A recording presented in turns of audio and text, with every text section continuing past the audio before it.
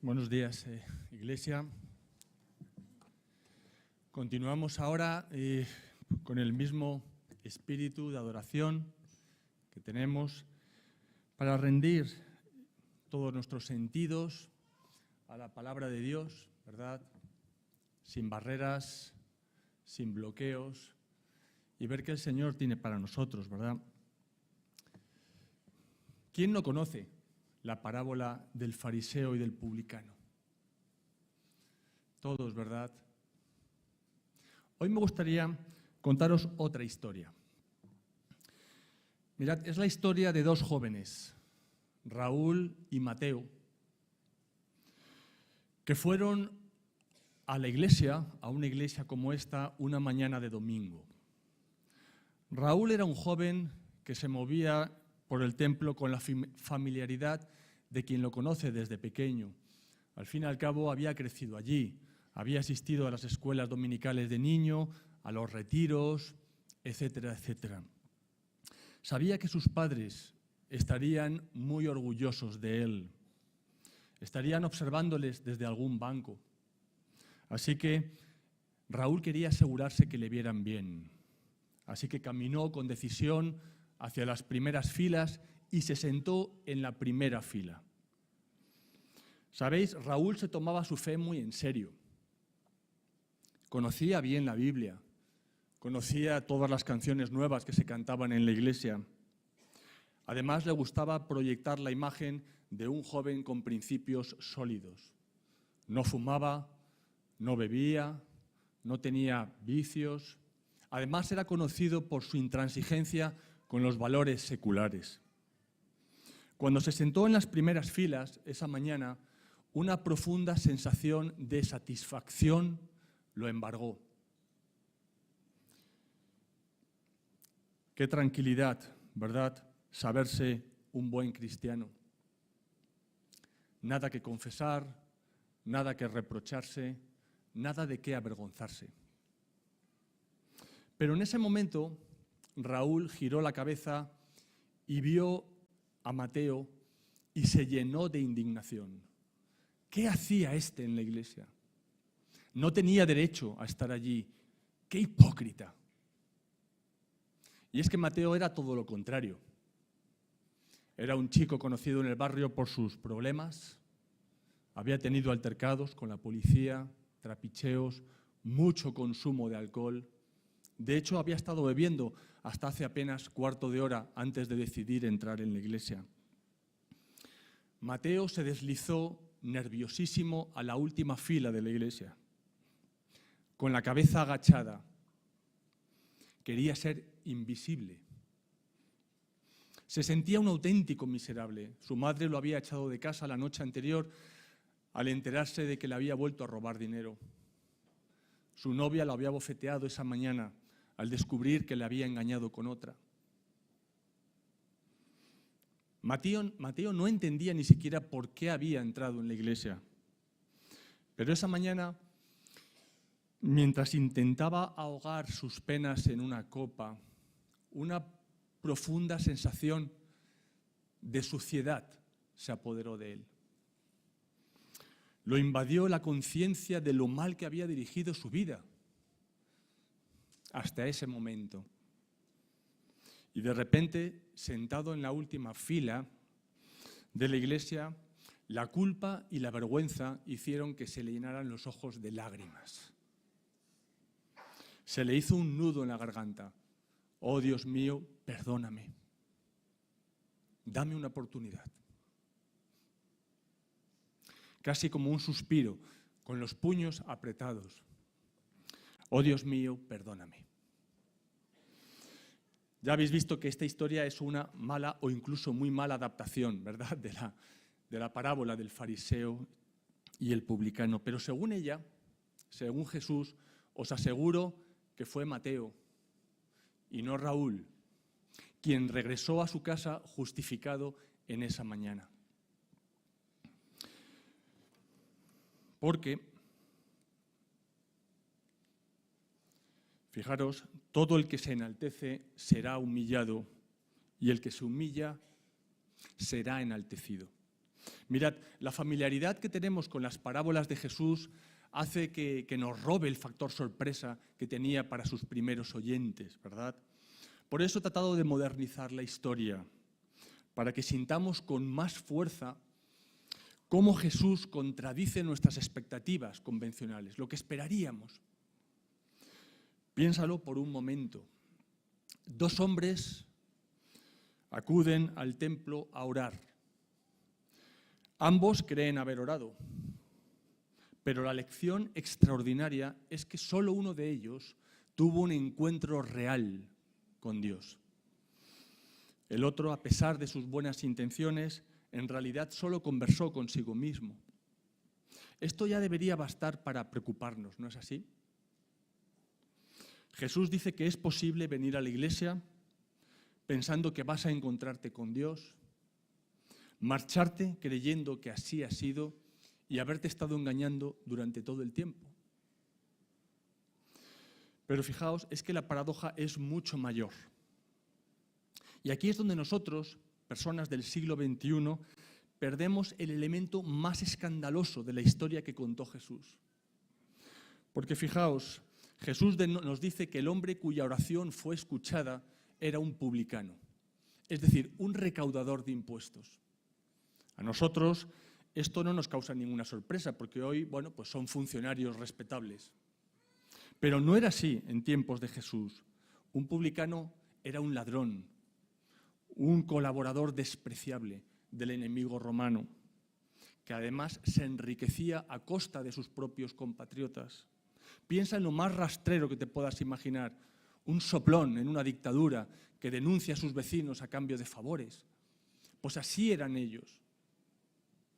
Les escupían al pasar, maldecían el suelo que pisaban. Y sin embargo, va Dios y escucha la oración de este sinvergüenza, al que no habría que escuchar ni en 1000 años, ni mucho menos ayudar. Y por otro lado, el hombre que se fue a casa sin ser escuchado era un fariseo. Y nuevamente aquí nos traiciona nuestro subconsciente, ¿verdad? Porque como lectores modernos, ¿verdad? Pues estamos acostumbrados a que los fariseos sean los malos de la historia. Y en cuanto Jesús identifica a este personaje como un fariseo, ya entendemos que será el villano, ¿verdad? El villano de esta historia. Pero fijaros, no era así para los oyentes de Jesús. Atentos, porque el fariseo era el evangélico de la historia. El hombre de iglesia, conocedor de las Escrituras, modelo de santidad, filántropo, defensor de la moral tradicional, un pilar de la comunidad. Esta es una parábola cuyo factor sorpresa no podemos permitirnos perder, porque Jesús tiene algo vital que enseñarnos aquí acerca de la naturaleza de la verdadera religión, de la oración, de la culpa y de la justicia. Así que, para empezar, quiero que nos hagamos una pregunta. ¿Qué tenía de malo la oración del fariseo y de buena la del publicano para que el juicio de Dios sobre ellos fuera tan diferente de lo que esperaríamos? Bueno, en este caso no es difícil, ¿verdad? Solo tenemos que ver cómo empieza orando el fariseo, ¿no? Te doy gracias, Señor, porque no soy como los demás hombres. ¿Te imaginas a alguien yendo al médico y diciéndole, doctor, quiero que sepa que gozo de excelente salud y a diferencia de los miserables que he visto en su sala de espera, quiero que sepa que yo no tengo absolutamente nada malo? ¿Qué puede hacer el doctor ante alguien así? Saldría igual que entró, no tendría ningún beneficio, ¿verdad? No puede recibir nada porque no ha pedido nada, porque no percibe ninguna necesidad. Tal vez si permitiera un examen, su seguridad se disiparía un poco, ¿no? ¿Sabe usted que tiene la tensión alta? ¿O ese bulto que tiene en la espalda no tiene buena pinta? ¿O sabe usted que es diabético? Pero su confianza es tal que no permite el examen. La ausencia de necesidad percibida hace la visita inútil. Y este es exactamente el punto que Jesús plantea en otra ocasión. Fijaros, los sanos no tienen necesidad de médico, sino los enfermos. Este fariseo es el ejemplo perfecto de eso. Fue al templo a felicitarse a sí mismo por su salud moral y espiritual. Puro exhibicionismo y nada más. Fijaros, Dios, te doy gracias porque no soy como los demás hombres, ladrones, injustos, adúlteros, ni aun como este publicano. Gracias, Señor, porque no soy como los demás hombres, ladrones, sinvergüenzas, traidores, ni siquiera como este sinvergüenza publicano que está aquí detrás. Pero el publicano, que probablemente escuchó la oración del fariseo, ¿a quién se le ocurre orar a voces, verdad? Pues ya estaba acostumbrado a esos insultos. No le molestaron. ¿Por qué iba a hacerlo? Si sabía que se los merecía. Si no se hacía ilusiones respecto a su condición moral y espiritual. Y por eso no oímos de labios del publicano ninguna expresión de gratitud fingida, de autocomplacencia, porque siente su necesidad. Se golpea el pecho sintiéndose fatal, un gesto que ningún judío hacía a no ser que se encontrara en una situación de verdadera angustia emocional. Leemos, mas el publicano, estando lejos, no quería ni aún alzar los ojos al cielo, sino que se golpeaba el pecho, diciendo, Dios, sé propicio de mí, pecador. Y según dice Jesús, este es el tipo de oración que Dios sí escucha. Este tipo de adorador se va a casa siendo una persona diferente, mientras que los orgullosos y complacientes, por más elocuentes que sean sus oraciones, se van a casa en la misma situación inaceptable con la que vinieron. Esta cuestión de la necesidad personal sentida es el punto fundamental. ¿Cuánto anhelamos nosotros a Dios? ¿Cómo de necesitados estamos de su intervención en nuestra vida? El publicano estaba desesperado por recibir el perdón de Dios. Su corazón estaba abierto a Él y esa fue la razón por la que fue escuchado. Porque no fue al templo a entretenerse, ni a entretener a los demás como el fariseo. Fue como un enfermo va al médico, porque sentía una profunda desesperación moral personal. Y Dios siempre escucha las oraciones de gente así, sean quienes sean, ladrones, delincuentes, adúlteros. Incluso escuchó la oración de última hora de un ladrón que colgaba en la cruz con Jesús, ¿recordáis? Pero fijaros, Dios ignora, rechaza a aquellos que vienen a su casa como si vienen al circo, solo para disfrutar del espectáculo. Porque la verdad es que no vienen a encontrarse con Él, ¿no es verdad? Nunca tendremos un trato real con Dios hasta que vayamos más allá del puro entretenimiento religioso, hasta que lleguemos a ese punto de necesidad sentida a la que llegó nuestro publicano. Entonces sí, entonces oraremos y recibiremos respuesta.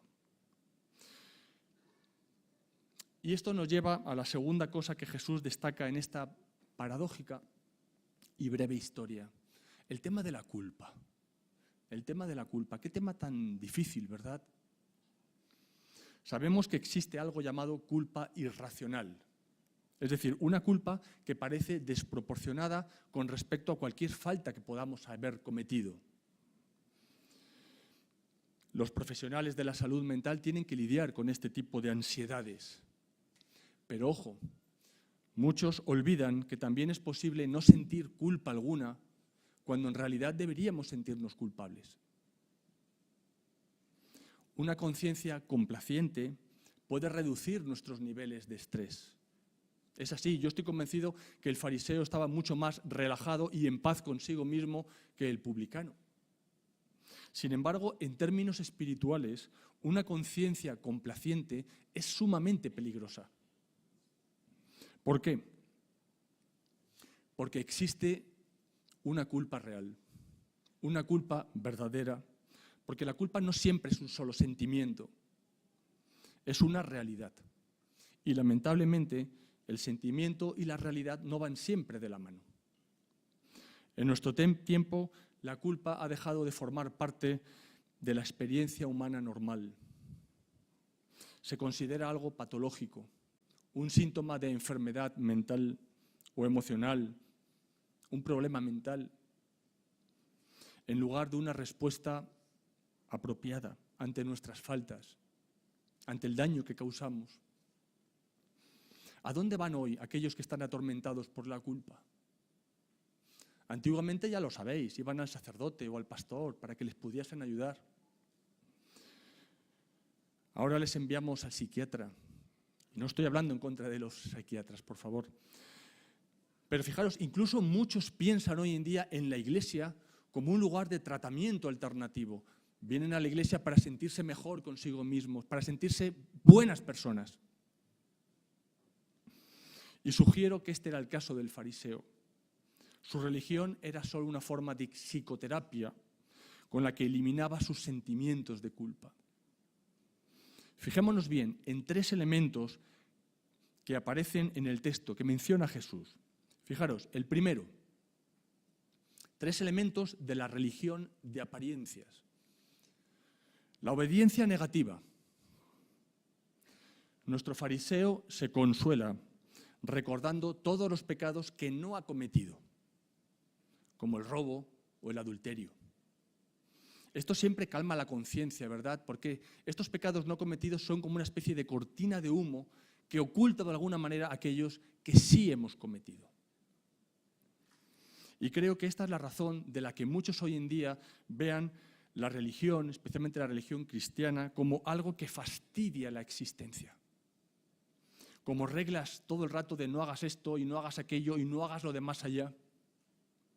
Piensan que Dios es como un aguafiestas, ¿verdad? Que está siempre prohibiendo todo aquello que deseamos, que es enemigo de todo placer y de todo deleite.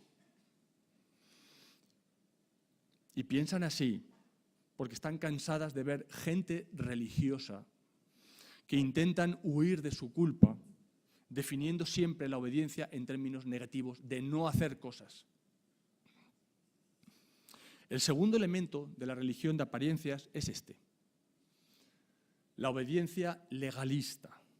Se especializa en enumerar todas las buenas obras innecesarias que hace, que no tiene por qué hacer. Ayuna 2 veces por semana cuando Moisés decía que una vez al año era suficiente. Diezma absolutamente todo lo que tiene, incluyendo las especias más pequeñas que tiene en la cocina, cuando Moisés hablaba de donar los ingresos. Este tipo de legalismo se convierte en un método clásico para evitar la culpa, para acallar la conciencia.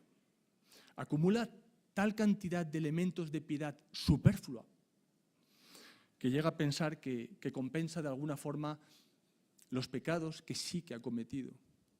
Esa suciedad que percibe, que lleva dentro.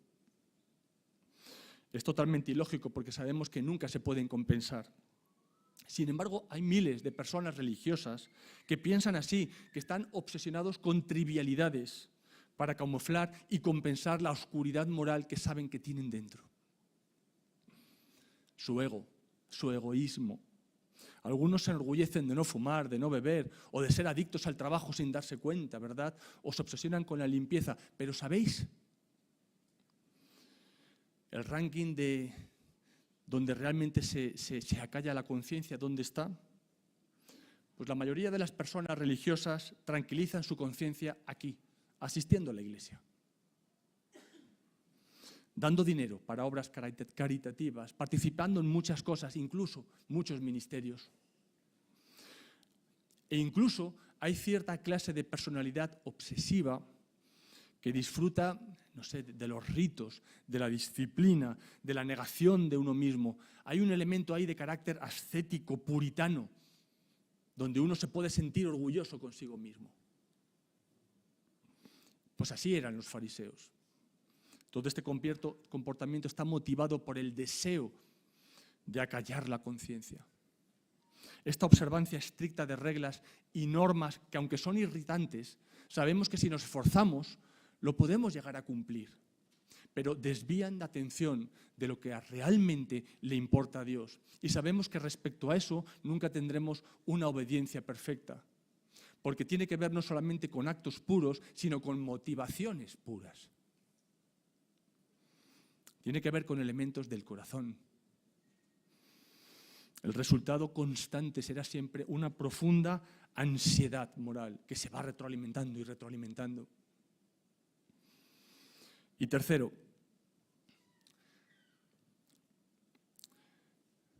tercer punto de la religión de apariencias, se apoya en una obediencia comparativa.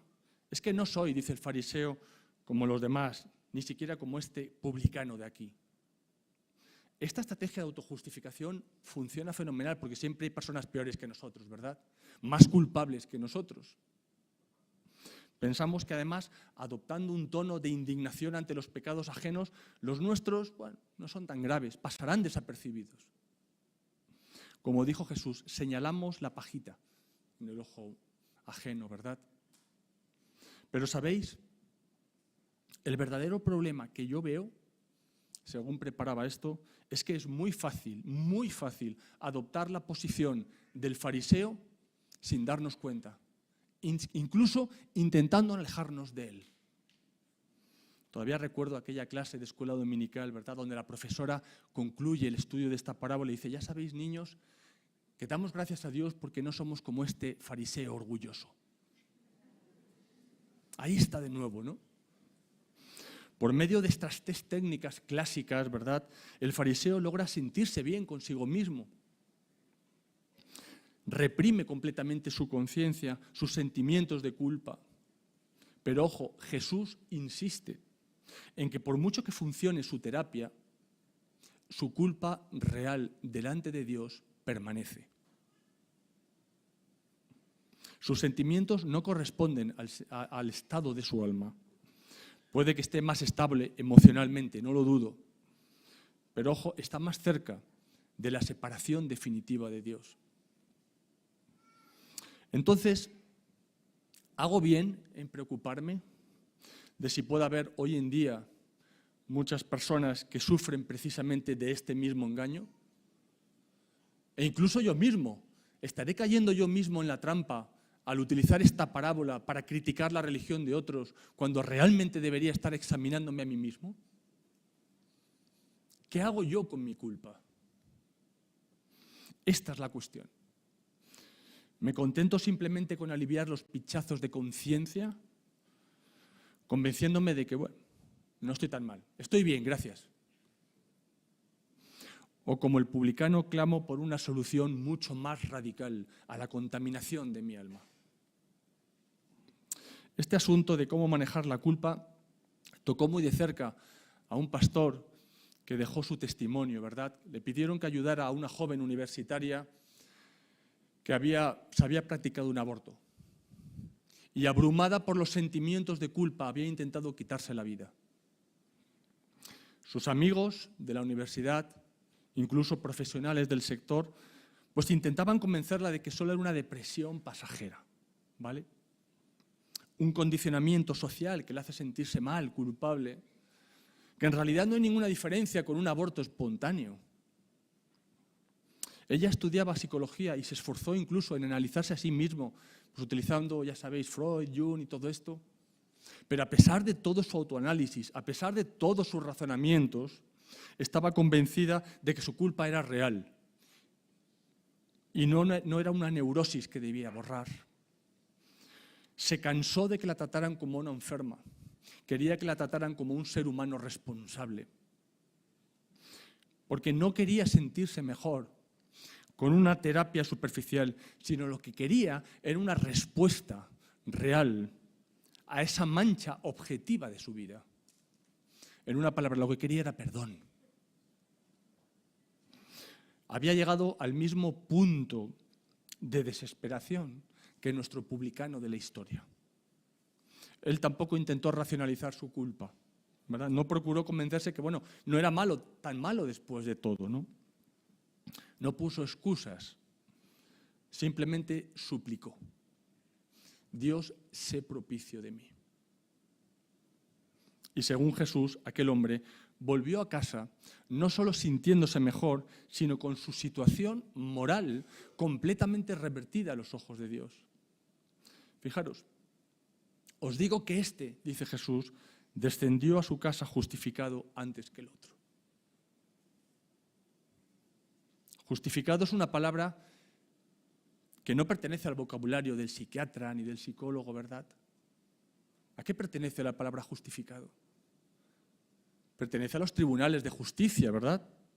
No describe cómo se sintió el publicano, sino su estado legal ante Dios. Fue declarado inocente. Dios emitió un veredicto de no culpable sobre él. Jesús quiere que veamos que la verdadera religión tiene que ver con este tipo de justificación. El remedio espiritual que Dios ha dado, que nos libera no solo de nuestros sentimientos de culpa, sino de la culpa misma. No es una simple forma de tranquilizar nuestra conciencia. La justificación lo que busca es una limpieza real en nuestras vidas. Un nuevo comienzo es lo que ofrece Dios. No ofrece un alivio pasajero. Ofrece una verdadera sanación moral. Así que básicamente la diferencia entre estos dos hombres era en la forma en la que buscaban la absolución de Dios. El fariseo era uno de esos que, como dice Lucas, confiaban en sí mismo como justos, menospreciaban a los demás. Creía que podía entrar en el reino del Dios, incluso por sus propios méritos, ¿no? No tendría nada que avergonzarse en el cielo, ¿verdad?, ante Dios. Es más, incluso podía presumir de todo lo que había hecho hasta llegar allí. Y esto a mí sí que me parece triste. ¿Cuánta gente sigue este camino? La gran ironía del juicio de Dios es que muchos no sentirán vergüenza ni arrepentimiento, sino indignación. Están convencidos de que no merecen ese trato. ¿Cómo se atreve Dios a tratarme así, con todo lo que he hecho por Él? Jesús pone el dedo en la llaga nuevamente, porque todo aquel que se enaltece será humillado, y todo el que se humilla será enaltecido. En la raíz de la religión del fariseo, lo que hay es soberbia. Quiere llegar al cielo sin perder su dignidad. Quiere cruzar las puertas del cielo con la cabeza bien en alto. Quiere una justificación de la cual presumir. Pero fijaos, ante Dios no existe ese tipo de justicia. Porque por principio invariable, todo el que se enaltece será humillado, porque nadie da la talla. Esta es la lección fundamental que nos dio Jesús con su propio ejemplo. Aceptó el título de Señor, pero asumió la condición de siervo. Comparte igualdad con Dios, pero renunció a sus prerrogativas divinas y se dejó colgar en una cruz. No es de extrañar que haya ofendido, ¿verdad?, y desconcertado a tantos.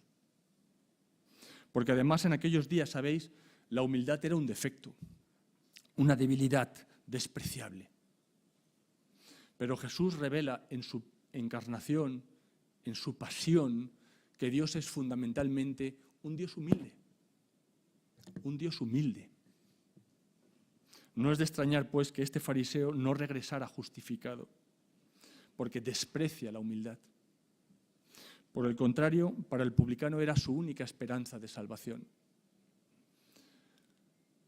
Dios, sé propicio a mí, pecador. Sé propicio a mí, pecador. Qué expresión tan rara, ¿verdad? Fijaros, esta expresión estaba asociada al ritual de sacrificios que había en el templo de Jerusalén. Y tenía que ver con algo que se llama la expiación de los pecados. Recordemos dónde se encuentra el publicano cuando pronuncia sus famosas palabras. Sus ojos están puestos en el altar del templo, donde el sacerdote acaba de ofrecer un sacrificio por los pecados del pueblo. Por favor, Dios, dice, estoy viendo la sangre derramada en el altar. Por favor, acepta ese sacrificio en mi lugar. Sé propicio para conmigo, es lo que significa. Sé propicio. Fijaros que el publicano no solo apela a la buena voluntad de Dios, que Dios la tiene, ¿no?, sino que está reclamando el remedio que Dios mismo había provisto para la condición del pecador. Por eso desde el Antiguo Testamento, ya sabéis, existía siempre un altar, existían sacrificios, y esos sacrificios de sangre simbolizaban la seriedad del pecado y la repulsión de Dios hacia ese pecado. La sangre, que representaba la muerte, recordaba de manera muy gráfica las consecuencias, las profundas consecuencias que tienen las acciones humanas y el horror de un Dios santo ante el daño que hemos causado. El perdón, sin embargo, era gratuito. Ojo, gratuito no quiere decir barato. En la Biblia el perdón nunca es barato. El publicano lo entendió perfectamente. Oh Dios, clamaba, sé propicio para conmigo, que mi pecado sea expiado. No me hago de verdad ilusión, no me engaño sobre la gravedad de mi vida, de lo que he cometido, de las consecuencias de vivir sin ti. Pero también conozco el valor de esa sangre derramada. Por eso te pido, Dios, que la vida que ha sido sacrificada en mi lugar sea suficiente para cubrir toda mi maldad. Y sobre esta base, Señor, ten misericordia de mí. Puede parecer una pregunta extraña, pero temo que debo hacerla. ¿Has buscado el perdón, como el publicano, apoyándote en el sacrificio que Dios ha provisto? ¿O buscas una justicia como el fariseo, apoyándote en tu reputación religiosa, en tus logros, etcétera? A lo mejor no te consideras demasiado pecador, no tienes un caminar demasiado desordenado. Mirad, sorprendentemente, muchos cristianos que asisten a la iglesia regularmente no han hecho este descubrimiento vital. En el fondo, siguen sintiendo el peso de la culpa, pero en lugar de resolverlo como Dios indica, lo resuelven a su manera, la entierran. Y los síntomas de esa culpa enterrada a veces son fáciles de detectar. Baja autoestima, una sensación de no hacer nunca lo suficiente para estar tranquilos, un complejo de inferioridad que no se va, un lamento continuo, no soy un buen cristiano, no estoy a la altura, no hago lo suficiente, me falta seguridad, no disfruto de la adoración, nada me motiva. Soy un cristiano fracasado, eso es lo que soy. Dicen sentirse desanimados, pero están siempre haciendo mil cosas. ¿Qué es lo que falla aquí?